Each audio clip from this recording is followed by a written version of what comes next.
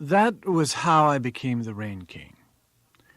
I guess it served me right for mixing into matters that were none of my damn business. And what were the consequences? When I woke the next morning, the sky was clear and warm, and Ramaleu was up and about. I washed myself and shaved. Then 2 Amazons, Tamba and Bibu, came in with some articles of clothing which Ramaleu said were the Sangos, or Rain King's outfit. They were green and made of silk and cut to the same pattern as King Dafu's. The drawers were, I mean. "Belong, Sango," said Ramaleu. "Now you, Sango." "Why, these damn pants are transparent," I said. "But I suppose I'd better wear them." I was wearing my stained jockey shorts, and I slipped on the green trousers over them. After this, Tamba and Bibu lay on the ground and took turns in saluting me formally. Each took my foot and placed it on her head. When they were done, Tetu, the generaless, came to conduct me to King Dafu, and she went through the identical abasement. I went up the stairs with Tetu, who today allowed me to take the lead. We passed through the ante-rooms and entered the king's apartment. His big, tufted couch was empty, but the wives lay on their cushions and mats, gossiping and combing their hair. We left the apartment by a low door, and I found myself then in the king's private chamber. He was sitting on a low backless seat, a square of red leather stretched over a broad frame. A similar seat was brought forward for me, and then Tetu withdrew and sat near the wall. On the floor beside the king was a whole stack of books he had been reading when I entered, and he folded down the corner of his page and put the volume on top of the pile. What sort of reading would interest such a mind? What sort of mind was it? I didn't have a clue. When he spoke of himself, the facts he told me matched what I'd heard from Prince Attilo. At the age of 13, he had been sent to the town of Lamu, and afterwards he had gone to Malindi. All preceding kings, for several generations, he said, have had to be acquainted with the world and have been sent at the same time of life to the school. One son in each generation is sent to Lamu. An uncle goes with him and waits for him there. Your Uncle Horko? Yes, it is Horko. He was the link. He waited in Lamu 9 years from me. I had moved on with Attilo. I didn't care for that life in the south. I wanted more than that. Well, you are very serious, I said. It's obvious. That was how I sized you up from the first. After Malindi, Zanzibar. From there, Attilo and I shipped as deckhands, once in India and Java, then up the Red Sea. 5 years in Syria, in denominational school. The treatment was most generous. From my point of view, the science instruction was most especially worthwhile. I was going for an MD degree, and would have done it except for the death of my father. Maybe you were tempted not to come back, I asked. He said, for more reasons than one, I could have wished my father to live longer. As I conceived, the old fellow must have been strangled. I guess I looked remorseful at having reminded him of his father, for he laughed and said, "Do not worry, Sango. Don't worry, I say. It is a subject which could not be avoided. You do not necessarily refresh it. His time came, he died, and I was king. I had to recover the lion." "What lion are you talking about?" I said. "Why, I have told you yesterday. Possibly you have forgot. The king's body, the maggot that breeds in it, the king's soul, the lion cub." I recalled it now. Sure, he had told me this. "Well, then," he said, "this very young animal set free by the Bunam, the successor king has to capture it within a year or two when it is grown." "What? You have to hunt it?" He smiled. "I have to capture it alive and keep it with me." So that's the animal I hear below. I could swear I was hearing a lion down there. No, he said in that soft way of his. That is not it, Mr. Henderson Sango. You have heard a quite other animal. I have not yet captured Camilo. Accordingly, I am not yet fully confirmed in the rule of king. You find me at the midpoint. Despite all the shocks of yesterday, I was beginning to comprehend why I felt reassured at the first sight of that king. It comforted me to sit with him. It comforted me unusually. Your Majesty, I said, I still don't know what this is all about, being dressed up as the Rain King. It is not merely dress, said Dafu. You are the Sango.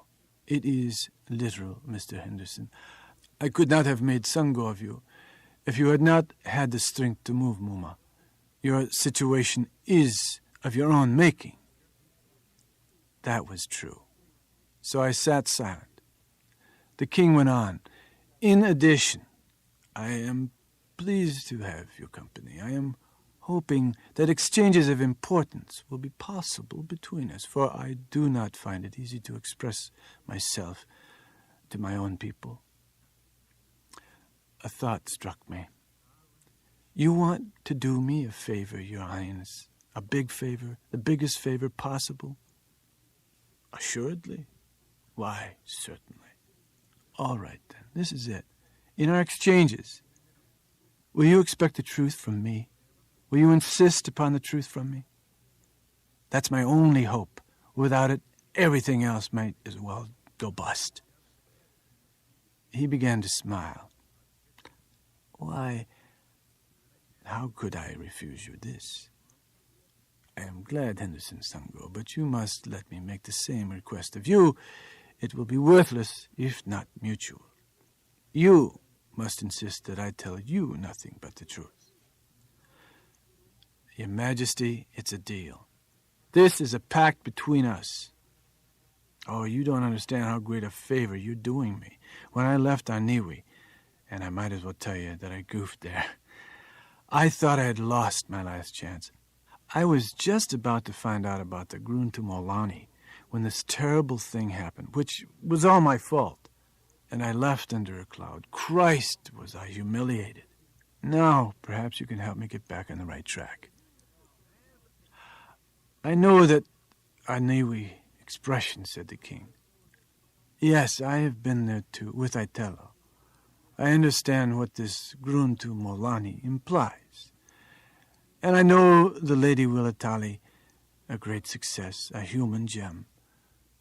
Gruntu Molani is much, but alone it is not sufficient, Mr. Henderson. More is required. I can show you something now, something without which you will never thoroughly understand life. Will you come with me? Where to? You must trust me. Well, sure. Okay, I guess. From this small room, the door opened into a long gallery screened with thatch. Tatu, the Amazon, led us out and then followed us. After we had crossed the gallery, she lifted another heavy wood bolt from the door at that end. I saw a staircase descending. It was wide enough, but dark. A corrupt, moldering smell made me choke a little. But the king went right through into the darkness. I mastered my anxious feelings and followed. King, I said when I was in.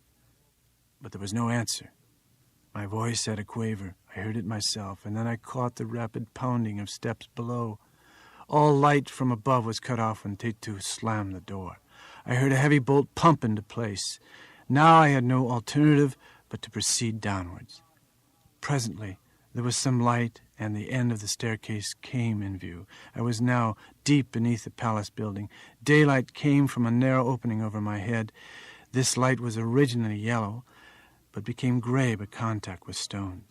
In the opening, 2 iron spikes were set to keep even a child from creeping through. Examining my situation, I found a small passage cut from the granite, which led downward to another flight of stairs. These were narrower and ran to a great depth, and soon I found them broken, with grass springing and soil leaking out through the cracks. King, I called. King, hey, are you down there, Your Highness? I came to the bottom. The walls became more spacious and widened into a sort of a cave. To the left, a tunnel went off into darkness. The other way, there stood a semicircular wall in which there was a large door. It was partly open, and on the edge of the door, I saw Dafoe's hand. It wasn't necessary now to ask myself where he had been leading me. A low, ripping sound beneath the door was self-explanatory. It was the lion's den. And because the door was ajar, I thought it advisable not to budge. Meanwhile, the snarling and ripping rose and fell, and I became also aware of the voice of the king. He was talking to the animal, sometimes in Warrior, sometimes in English, perhaps for my benefit, in order to reassure me. Easy, easy, sweetheart. Here, my dolly. Thus, it was a female, and he spoke low and steadily, calming her. Without raising his voice, he said to me, Henderson Sango, she now knows you are there. Gradually you must advance closer, little by little. Should I, Your Highness? He raised his hand from the door and his fingers moved. He kept beckoning, and I took extremely small steps in my rubber-soled shoes. The snarls of the animal were now as sharp as thorns to me. The king reached backward and touched me. He gathered my arm in his fingers and drew me to his side. King, what do you need me in here for? I said in a whisper. The lioness, in turning, then bumped into me, and when I felt her, I gave a sigh. The king said, Make no sign. And he began again to speak to the lioness, saying, Oh, my sweetheart, dolly girl, this is Henderson. She rubbed herself against him so that I could feel the stress of her weight through the medium of his body. She stood well above our hips in height. She then began to investigate me. I felt her muzzle touch upwards, first at my armpits, and then between my legs, which naturally made the member there shrink into the shelter of my paunch. The lioness withdrew her head from my crotch and began to walk back and forth, the king saying to me, my comforter, Henderson Sango, it is all right. She's going to accept you easily. How do you know? I said, dry in the throat. How do I know? He spoke with a peculiar stress of confidence. How do I know? He gave a low laugh. Why, I know her. This is Ati. That's swell. May seem obvious to you, I said, but me... My words ended, for she was making her swing back, and I caught a glance from her eyes. They were so great, so clear, like circles of wrath. Then she passed me, rubbing against Dafu's side. Her belly swung softly, and she turned again and plunged her head under his hand, taking a caress from it. He led her from me to the far side of the den, where a wooden platform or bench was raised against the wall on heavy posts. Here he sat down, taking her head on his knee, scratching and stroking, while she pretended to box at him. Finally, the king extended his hand from behind the lioness, who at that time was striding back and forth over him. He pointed to the door, calling, Please, shut it, Mr. Henderson. And he added, Open door makes her very uneasy. So I asked him, Is it okay to move? My throat sounded badly, rusted. Very slow, he said, but do not worry. I stole to the door, and when I reached it, in very slow motion, I wanted to continue through it and sit down outside to wait. But under no circumstances, come hell or high water, could I afford to weaken my connection with the king. Therefore, I leaned against the door and closed it with my weight. Now, move forward, Henderson Sango, he said. Come closer. I approached, trembling and watching the tip of her tail as it swiped back and forth. When I was within reach, he pulled me to him, meanwhile thrusting away the face of the animal with his left hand. I clambered up beside him. He had his hand on the beast's neck, and he said, "If you will remain where you are, I will give you the fullest confidence." He jumped down from the platform, and the abruptness of this gave me a bad shock. I felt a burst of terror go off in my chest. The lioness leapt as soon as he did, and the two of them walked together to the center of the den. He stopped and gave her an order. She sat. He spoke again, and she stretched out on her back, opening her mouth, and then he crouched and pushed his arm into her jaws, bearing down against the wrinkled lips, while her tail, as she was sprawled, made a big arc on the stone, sweeping it with utmost power. Withdrawing the arm, he made her stand again, and then he crept underneath her and put his legs about her back. His white slippered feet crossed upon her haunches, and his arms about her neck. Face to face, she carried him up and down while he talked to her. She snarled, but not at him, seemingly. Together, they went clear round the den and back to the platform, where she stood making her soft, ripping noise and wrinkling her lips back. He hung on in his purple trousers, looking up at me. I said, "That beats anything I ever saw." He dropped from the animal and pushed her aside with his knee, then vaulted to the platform again. At the same moment, Etty also returned and shook the trestle.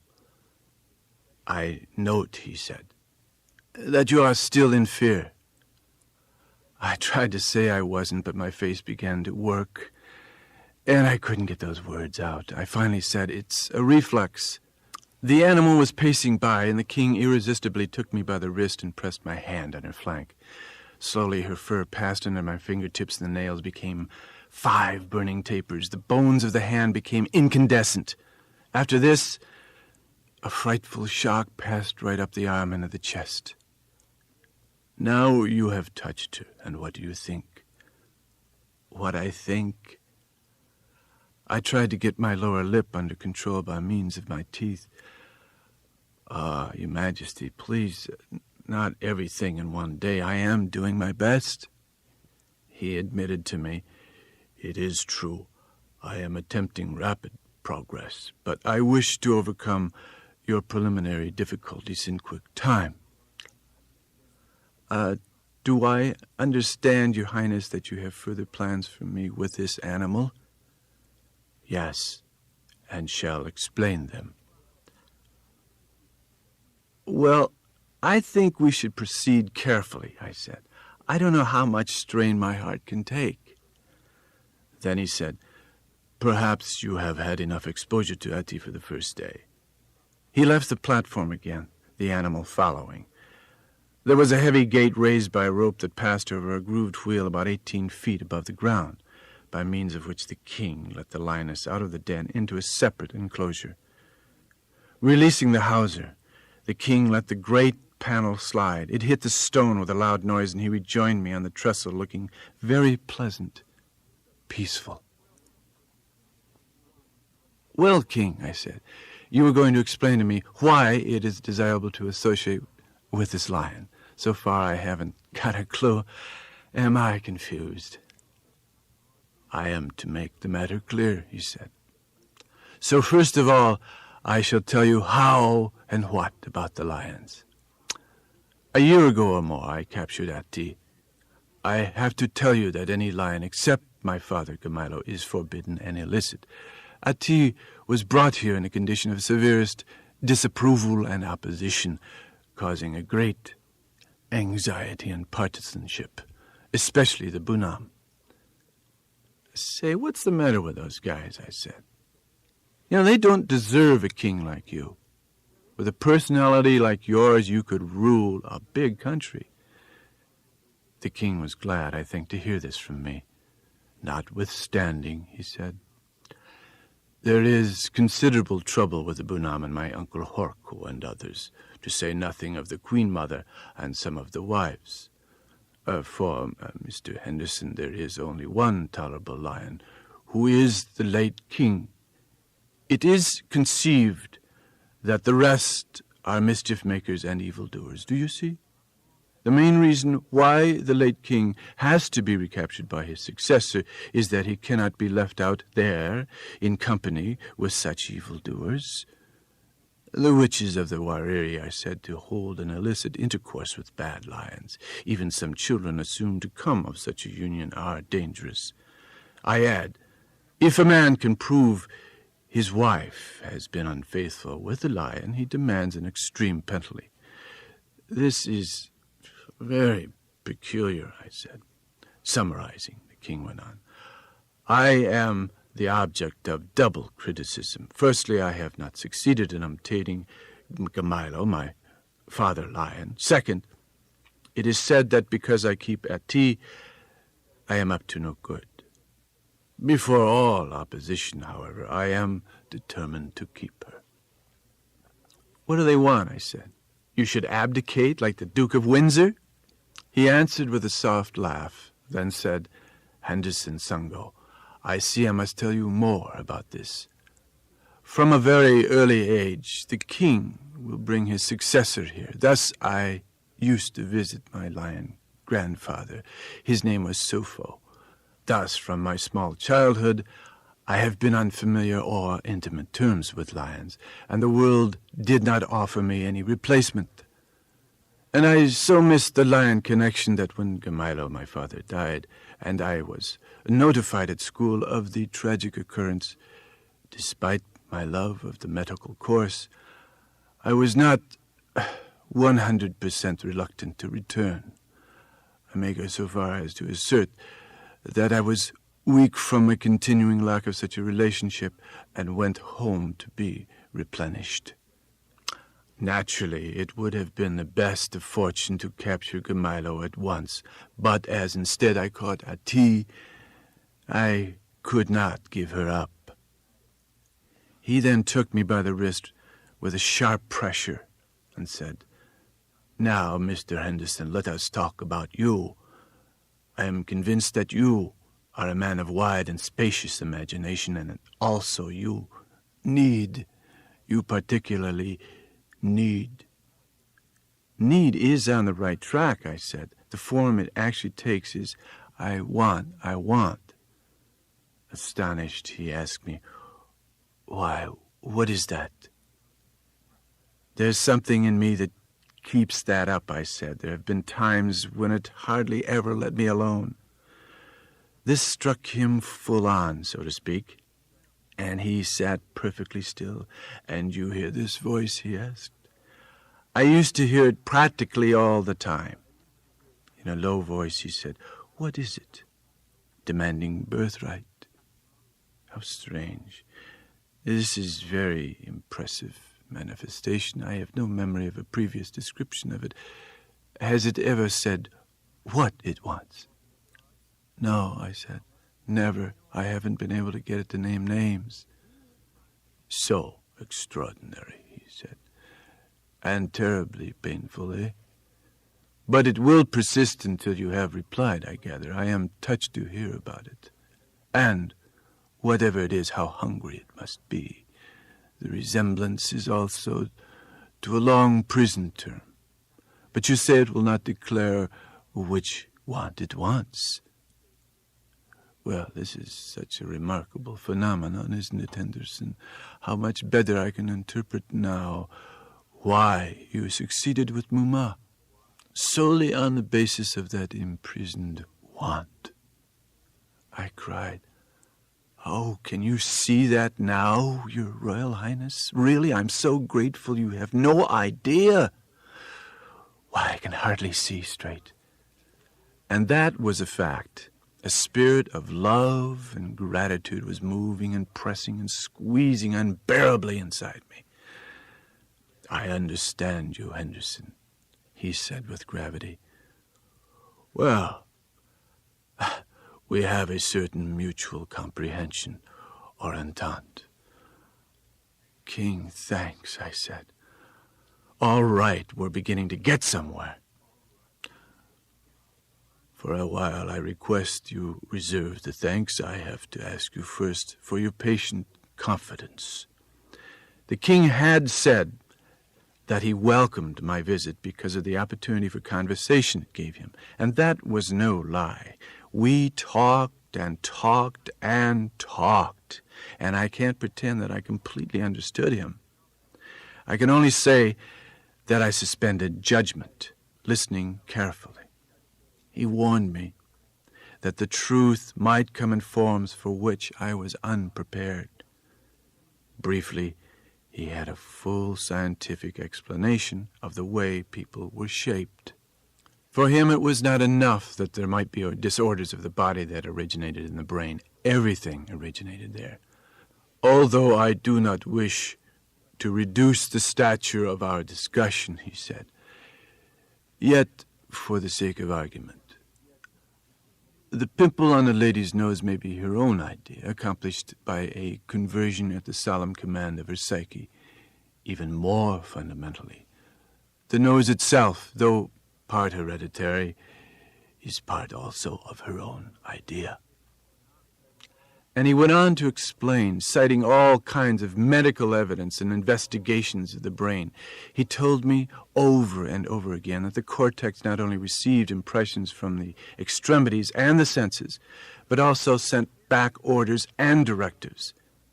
And how this really was, and which ventricles regulated which functions, like temperature or hormones and so on, I really couldn't keep quite clear. He kept talking about vegetal functions or such term, and he lost me every other sentence. Finally, he forced on me a whole load of his literature, and I had to take it down to my apartment and promise to study it. These books and journals he had carried back from school with him. How, I asked. And he explained that he had come by way of Melindi and bought a donkey there.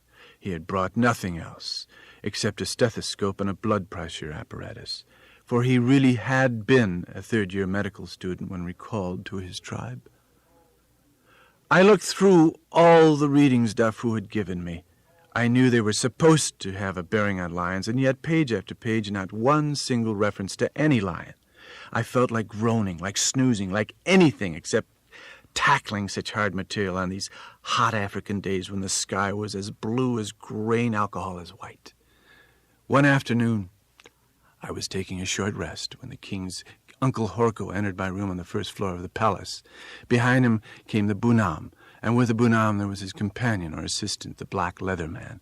These three made way to let a fourth person enter, an elderly woman who had the look of a widow. You can seldom be mistaken about widows. Why, I thought, it's a relative of Dafu's. She must be his mother. I saw the relationship in the slope of her face and in the lips and the red tinge of her eyes. Yasra, Queen, said Horko. Dafu, Mama. Ma'am, it's an honor, I said. She took my hand and placed it on her head, which was shaved, of course. Horko did most of the talking, mixing up the several languages he had picked up during his stay in Lamu.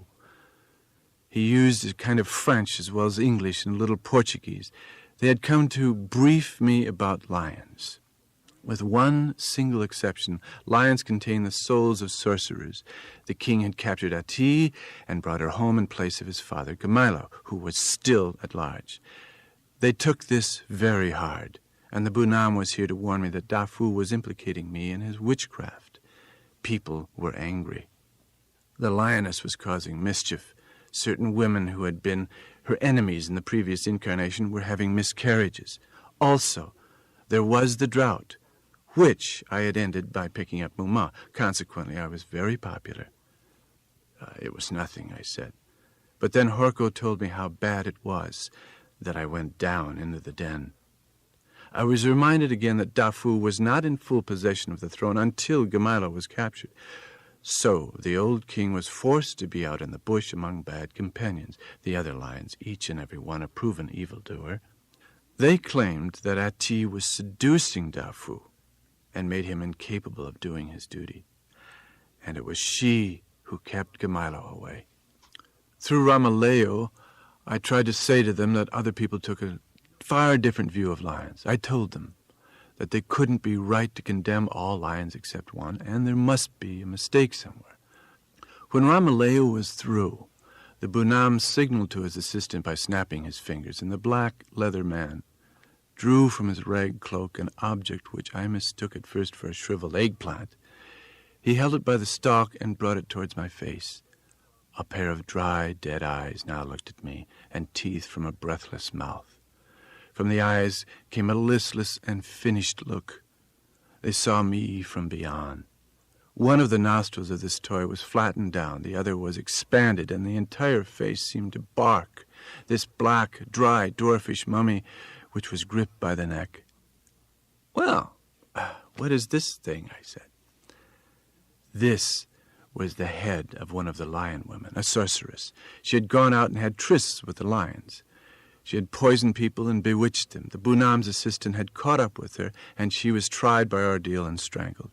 But she had come back. These people made no bones about it, but said she was the very same lioness that Dafu had captured. She was at tea. It was a positive identification. "Amidi lion," said Orko. "Anbas." "I don't know how you can be so sure," I said.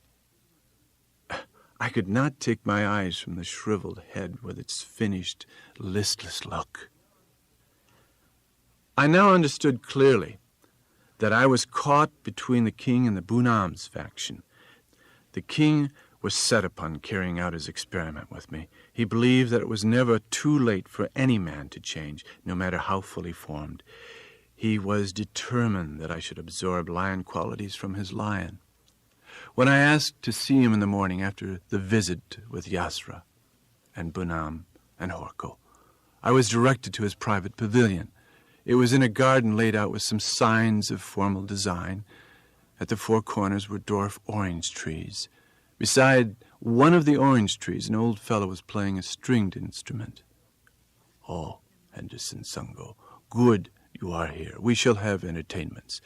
Listen, I got to talk to you, Your Highness," I said. "Of course, but we shall have dancing." "But I got to tell you something." "Oh, you are very persistent. Very well.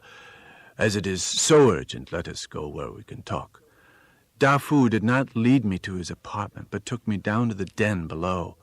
When I realized where he was going, I hurried after him, saying, Wait, let's talk this thing over, just one single minute." "I am sorry, Henderson Sungo, but we are bound to go, Dati. I will listen to you down there." "Well, forgive me for saying it, King, but you're very stubborn.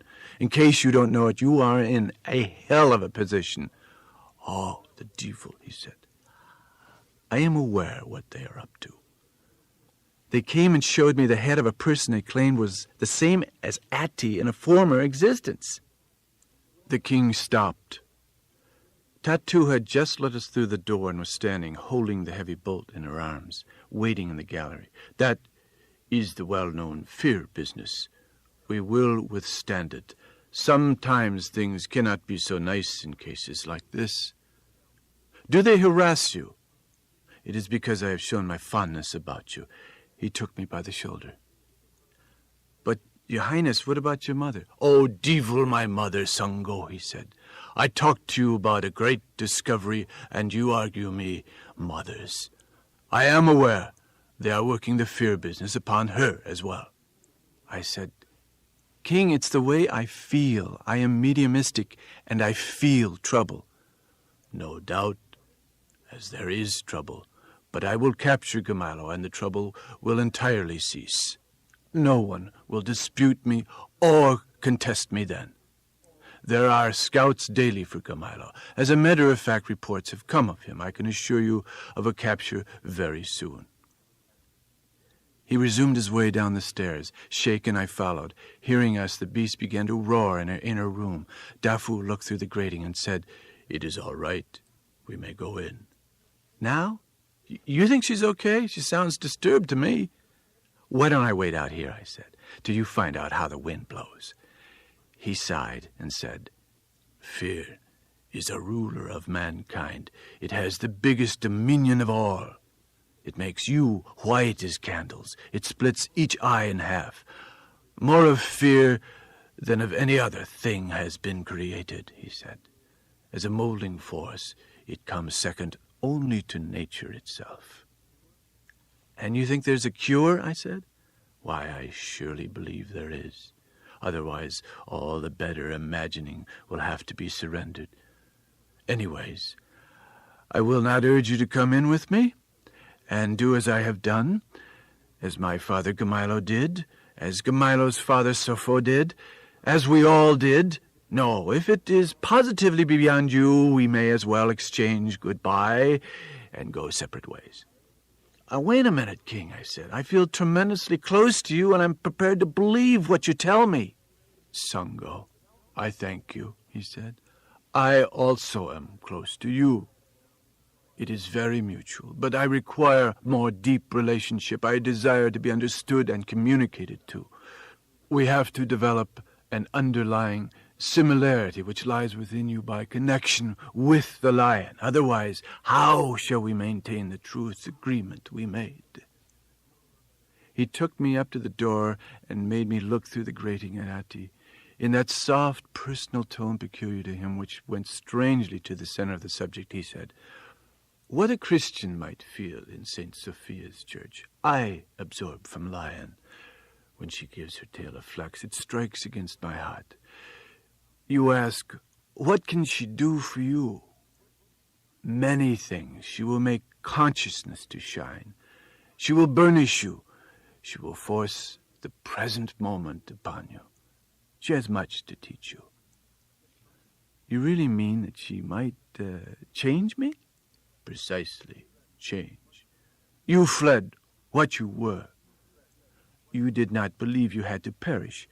Once more, and a last time, you tried the world, with a hope of alteration. Oh, do not be surprised by such a recognition, he said, seeing how it moved me to discover that my position was understood. You have told me much. You are frank. You have rudiments of high character. You could be noble. Some parts may be so long buried as to be classed dead. Is there any resurrectability in them? This is where the change comes in. You think there's a chance for me? Not at all. Impossible, if you follow my directions. The lioness stroked past the door. I heard her low, soft, continuous snarl. Dafu took my hand as we entered, and I came into the den, saying inwardly, "Help me, God, oh, help." From the darkness came the face of the lioness. She allowed the king to fondle her, then passed by him to examine me.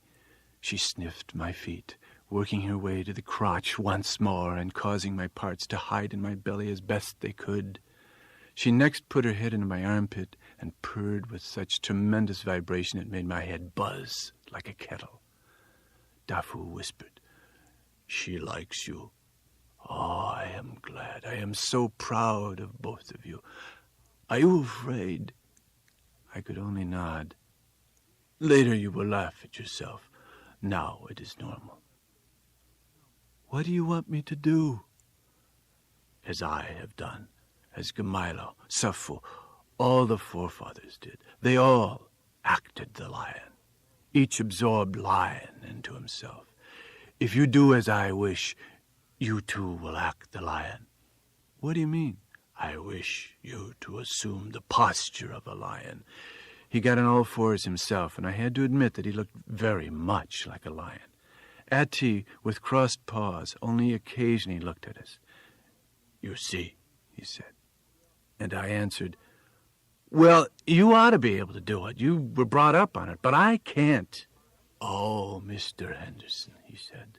"Mr. Henderson, is this the Henderson who flew half round the world because he had a voice which said, 'I want'? And now, because his friend Dafu extends a remedy to him, he falls down? You dismiss my relationship?" Now, King, that's not true. It's just not true, and you know it. I'd do anything for you. To prove this, I assumed a position on all fours, with knees sagging, trying to look straight ahead and as much like a lion as possible. "Oh, excellent," he said. "I am so glad. I was sure you had sufficient flexibility in you. Settle on your knees now.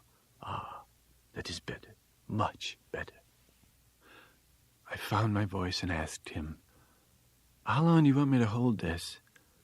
"I have been observing," he said. "It is very important that you feel something of a lion on your maiden attempt. Let us start with the roaring." It won't excite her, you think? No. Now, look, Mr. Henderson, I wish you to picture that you are a lion, a literal lion. Now, roar. I moaned. "No, sir, please oblige me. A real roar."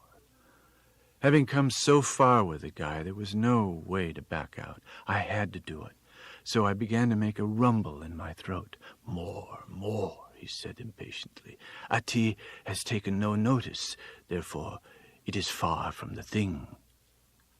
I let the sound grow louder and glare as you do so. "Roar, Henderson Sungo. Don't be afraid. Let go of yourself." I gave myself to it, and all of my sorrow came out in the roaring. My lungs supplied the air, but the note came from my soul. The roaring scalded my throat and hurt the corners of my mouth, and presently I filled the den like a bass organ pipe. This was where my heart had sent me with its clamor. Oh, Nebuchadnezzar! How well I understood that prophecy, for I had claws and hair and some teeth, and I was bursting with hot noise. When I could do no more, I fell flat in my face.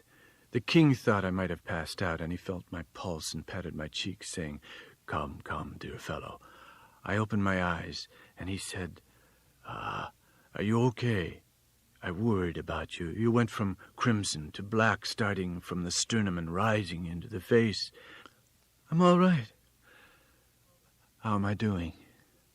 "Wonderfully, my brother Henderson. Believe me, it will prove beneficial. I will lead Ati away and let you take rest. You have done enough for the first time."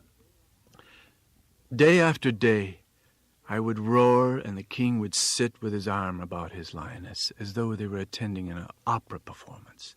She certainly looked very formal. After a dozen or so of these agonizing efforts, I would feel dim and dark within the brain, and my arms and legs would give out. He was very sympathetic.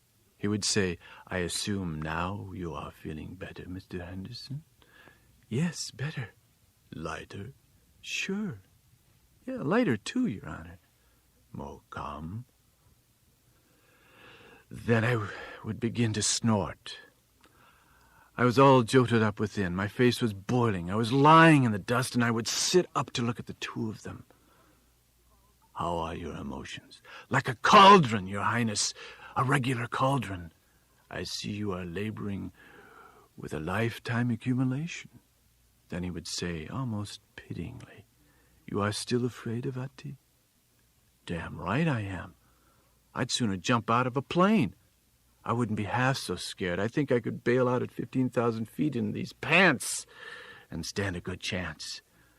I am sure that you soon will begin to feel something of what it is to be a lion. I am convinced of your capacity.